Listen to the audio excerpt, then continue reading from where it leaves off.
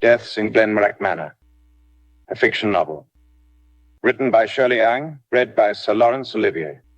This audiobook was narrated using synthetic voice technology provided by 11 Labs. Chapter 11. The Wallace estate, one of the oldest and wealthiest mansions in the countryside, stood like a monument to wealth and tradition. Yet it had become a mausoleum of grief, silence, and suspicion. Lord Wallace had asked me to find the truth about who murdered Benjamin, his first son. And in carrying out my duties as a private investigator, I must not let my guard down. I had to be vigilant in watching every move and demeanor of anyone who might be motivated to kill Benjamin, including family members and the staff of the Wallace estate. No one could fathom who would want to harm the young man, who in his final days had been betrothed to a woman whose heart clearly lay elsewhere. Lady Gracie Celine Stewart, a noblewoman from the Stewart family, had been engaged to Benjamin but had never truly loved him. Their engagement was arranged by both families. She had always been polite, courteous even, but her heart beat for someone else, someone who had been living under the same roof as the Wallaces. My impressions from my brief stay at Glenmorach Manor led me to conclude that Mr. Anthony Wallace and Lady Gracie Stewart had a covert relationship. I could tell that something was being hidden by the way they glanced at each other and the gestures they made when they met or engaged in conversation, which prompted me to look further into their hidden relationship. Gracie was deeply in love with Anthony, Benjamin's cousin, who had been a part of the Wallace family for years. Anthony had grown up in this mansion alongside Benjamin, and though the two shared a bond of blood, there was an unmistakable rivalry between them, though only one of them, Anthony, had ever known it was there. I was granted all access to search the whole mansion and speak to anyone I felt necessary. The search was methodical and relentless. As I walked past the towering portraits of ancestors that seemed to watch me, my mind wandered briefly to the possible motives behind Benjamin's untimely demise. Gracie, the unloving fiancée, and Anthony, the sweet younger cousin. Anthony, a strikingly handsome young man of the same age as Gracie, possessed the soul of an artist. Before crossing paths with her, he preferred solitude, lost in the world of his paintings. With a calm and deeply introverted nature, he found peace in the quiet moments, away from the distractions of the world. Both had their reasons to see Benjamin gone. But what was the truth? I knew I had to investigate Anthony more closely. I decided to search his room, a place that might hold the answers to secrets no one had dared to speak aloud. As I reached the east wing of the mansion where his room was located, I knocked once before entering. The door creaked slightly as I stepped inside, immediately noticing the neatness of the room. The furniture was expensive yet understated. There was no sign of struggle or chaos here, just an unsettling calm. It was then that my gaze landed on a small wooden desk by the window, scattered with papers and ink-stained parchment. One particular piece caught my eye, an envelope sealed with a wax stamp. Its edges were slightly frayed. I carefully opened it, my eyes scanning the contents.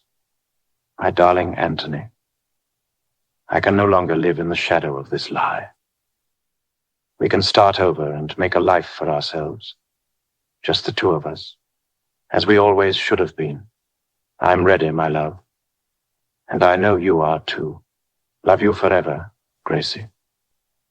The letter shook slightly in my hands.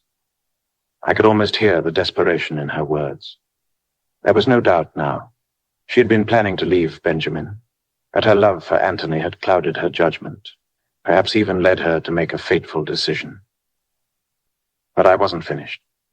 There was another piece of parchment on the desk, an unfinished letter written by Anthony. It seemed he was composing his response letter to Gracie. I read it carefully. Gracie, sweetheart, I can hardly believe this is our reality now, but I do not question it. Everything that has happened and everything that will happen is all for us, our future together. We've suffered enough under the weight of this pretense. I know you feel it too. The suffocating pressure of being with Benjamin when I am all your heart desires. We cannot go on like this. I've been thinking about how we can make this work, how to free you from this unwanted marriage, and how to ensure that we are free to live the life we've always wanted. I know what needs to be done. Benjamin is a good man, but his presence is an obstacle. I'll make sure everything is set, and then we can leave. The time is soon, my love. Trust me, and we will be together forever. I will make it happen no matter what. I lowered the letter slowly, my mind reeling. The implications were clear. Both Gracie and Anthony had been planning to escape together. I carefully folded both letters and tucked them into my coat pocket. The pieces of the puzzle were beginning to fall into place. But there was one question that remained unanswered. Who had actually struck the fatal blow? Was it Anthony, as he seemed to imply? Or had Gracie, consumed by her love, finally done what she had promised? Part 2. I sat in the quiet, shadowy study of Glenmorach Manor, the scent of old leather books mixing with the distant rumble of the storm outside. My fingers tapped lightly on the smooth wood of the desk as I thought about the case before me. It had been 4 days since Benjamin Wallace's tragic death. The dagger that ended his life still lingered in my mind, a grim reminder that someone close to the family had blood on their hands. The evidence now was against Anthony Wallace, the nephew of Lord Wallace, and the third suspect to be interrogated. I knew I had to tread carefully, as Anthony was family. However, the letters I had uncovered told a different story. One of passion, betrayal, and a dangerous love that could possibly have led to murder. The door creaked open, and Anthony Wallace entered the room. He was dressed in his usual dark clothes, his expression solemn but unreadable. His eyes flicked toward me, a mixture of uncertainty and defiance in his gaze. "Mr. Anthony Wallace, please have a seat," I said with my steady voice. Anthony hesitated for a moment, before lowering himself into the chair across from me. For a brief moment, he seemed lost in thought, my gaze never leaving Anthony's face, as if wondering how he had found himself in this predicament. "I understand you're under a great deal of stress, but I need to ask you some important questions regarding the night of your cousin's death." Anthony's jaw tightened, but he nodded, his lips pressed into a thin line. "I don't understand. I was with you that night after dinner. Everyone saw me in the music room before they found my cousin's dead body in the library. You know I had nothing to do with it." My eyes narrowed. "You say that, but perhaps what I have found tells a different story. Let's talk about these letters. I spoke to him while showing both letters I found in his room earlier." "You and Lady Stuart had been involved, shall we say, for over a year, correct?" Anthony's eyes flickered, his body stiffening. "That's none of your business, Detective." I didn't flinch. "Oh, it is my business when your covert relationship with Lady Stuart appears to be a potential motive for murder." I leaned forward slightly. "You both were deeply in love, yet her family arranged for her to marry Benjamin against her wishes. I've seen the letter she wrote to you. It was clear in her words that she wanted to leave Benjamin, to escape from that marriage. And in this other letter you wrote to her, you spoke of making it happen." Anthony's eyes darkened, but he didn't deny it. Instead, he sighed, running a hand through his dark hair. "Yes, we were planning to run away together. I knew Gracie couldn't bear the thought of marrying Benjamin. She told me so time and time again. I couldn't let her suffer. But murder?" He shook his head vehemently. "I would never kill Benjamin. I don't even understand why you think I would do such a thing." I folded my arms across my chest. "I think you're underestimating how far people can go when they are desperate. You were both in love, but she was about to marry someone else, and you knew she couldn't live with that, did you not?" Anthony's voice was tight with emotion. "Of course, I knew. I knew she'd rather die than marry Benjamin. But that doesn't mean I killed him. I respected him. He was my cousin, my family. The thought of taking his life. He broke off, his face a mask of grief and frustration. Then explain to me, Mr. Anthony. Where were you at the night Benjamin died? Can you account for your whereabouts? Anthony swallowed hard, his gaze dropping to the floor as if searching for something to steady his nerves. After dinner, I stopped by my room for a minute just to get a pendant that I've been meaning to give to Gracie. Mr. Anthony, are you aware of the existence of the secret passage that led to the library where your cousin was found dead? I asked him. Yes, I've known about that secret passage since I was a child, sir. Ben, Rob, and I used to use it to play hide-and-seek around that area, even though Uncle Wallace always forbade us to, Anthony replied. I see your room is in the east wing of the mansion. That's one of the directions where the secret passage led to. So, did you use the secret passage on your way to your room and back to the music room that night? I asked Anthony. I didn't take the secret passage that night to get to my room. I didn't hear anything unusual either, but I saw several servants, and they were busy with their work. Nothing that would have tipped me off to the fact that Benjamin was in danger. Anthony answered me with confidence. Then, on my way back to the music room, the power went out after I had already been back in the music room. You saw me there before the power outage, he said with empty eyes. I studied him carefully, noting the subtle shift in his appearance. There was something in his eyes, a flicker of sincerity that was hard to ignore. Yet, I knew better than to trust appearances. So, no one saw you when you went to your room to take the pendant until you returned to the music room. Anthony hesitated, then shook his head. I'm not sure if the servants saw me. I thought they were busy and didn't pay attention to me. My eyes narrowed slightly as I spoke. Anthony, as far as I know, your room is far away in the east wing of this mansion, and the path leading there goes through a long corridor that is always dark, even without the disruption of a power outage. How were you able to return to the music room so quickly? My tone sharp but measured, examining his alibi piece by piece. Mr. Owen, I grew up in this mansion. I know it very well. I could explore it with my eyes closed. Anthony's tone was defensive, yet slightly dismissive, as if he was frustrated by the suggestion that he might be unfamiliar with the manor. His words were tinged with a mix of irritation and a desire to assert his knowledge of the place, as though he felt my suspicion was unnecessary. My response to him was sharp and slightly triumphant. I caught a small but crucial detail. My point exactly. Anyway, I have this letter you wrote to Lady Stewart stating that you knew exactly what needed to be done to free her from this unwanted marriage. You spoke of ensuring Benjamin's presence was an obstacle. What did you mean by that? Anthony's gaze shot up, his expression now a mixture of guilt and confusion. I didn't mean... I meant I would help her find a way out of this. I didn't mean to harm anyone.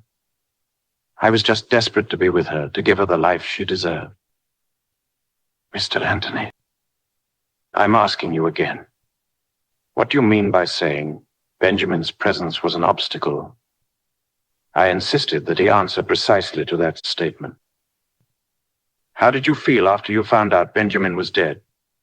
Were you happy? Relief?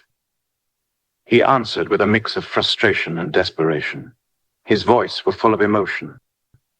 What I meant was Benjamin's presence was an obstacle for Gracie and me to be together. They were betrothed, and it felt wrong for me to run away with the bride. But I swear on my late father's grave, I never once thought of taking Ben's life. It was just the pain of losing someone I love, Mr. Owen. I regretted that they were betrothed, that's all. But Gracie and I were ready to face the consequences. She told me she didn't care about her reputation anymore. And no, of course not. I'm not happy with the fact that Ben has been killed. Anthony spoke with his trembling voice as he tried to convey his distress. There was a deep sorrow in his words, and he seemed almost defensive, as if he was pleading for me to understand the intensity of his emotions, rather than suspecting him of murder. His tone softened when mentioning Gracie, showing his genuine affection and the hopelessness of their situation. I pressed him with more questions. And what about the crime scene? The library where Benjamin was found, the position of the body, the lack of struggle. Everything suggests that whoever killed him knew him. Was there anything about the scene that struck you as odd? Anthony hesitated, his brow furrowing. I don't know. I don't know what to think. All I know is that Benjamin didn't deserve to die. Whoever did this, they're a monster. I leaned back, my eyes never leaving Anthony's face. Of course. And yet it's curious that you were in the perfect position to carry out such a crime. You were close to both Benjamin and Gracie. You had the motive. Anthony shot out of his seat, his voice rising in frustration. I didn't kill him. I swear I didn't. I couldn't. Benjamin was my blood, my family. I watched him carefully, then let the silence stretch between us, allowing Anthony to regain his composure. I spoke again. I want to ask you one more thing, Mr. Anthony. Do you truly believe that Gracie would go through with her marriage to you even after everything? Or do you think she would find a way to make it happen, perhaps with your help? Anthony's shoulders sagged, his face pale. Mr. Owen, I don't think it is the time nor the place to discuss a marriage. I have no idea. Or most probably because of what just happened to Ben. She would not even marry me or anyone at all. At least not in the near future. I think she's aware that currently every eye would be on her, and eventually it would be her decision to make, not mine. Anthony answered. He was frustrated. Then he continued. I don't know. I wanted to believe that she would be free, that she could be with me. But I know that if she had married Benjamin, she would have been trapped forever. I couldn't live with that, knowing how miserable she would be. He looked up at me, his eyes pleading. But I didn't kill him. I did not. I studied him for a long moment. Then I stood up, walking toward the window. The storm had picked up, its fury mirrored in the heavy weight of the room. I think I've got everything that I need to hear from you, Mr. Anthony. For now. Anthony exhaled in relief, his body slumping as if a great weight had been lifted from his chest. But my next words were laced with warning. But please remember this, Anthony. There are others who had a motive, and you are not yet free of suspicion. Your story doesn't add up, and there are still many questions left unanswered. I paused, watching the rain streaking down the window. For now, I advise you keep your distance from Lady Stuart, and do not even think to leave the estate until the investigation is finished. Anthony nodded slowly, his face drained of color. I understand. I'll do whatever it takes to prove my innocence. As Anthony left the room, I stood alone in the dim light, my thoughts swirling like the storm outside. A web of deceit had been spun within Glenmorach Manor, and I would untangle it. No matter how many lives it threatened to ruin, the truth would come to light eventually. Part 3. The cold evening air crept through the drawn curtains, and the flickering light of the fireplace cast dancing shadows across the drawing room. I invited Lady Gracie Stuart to visit Glenmorach Manor for some interviews that evening.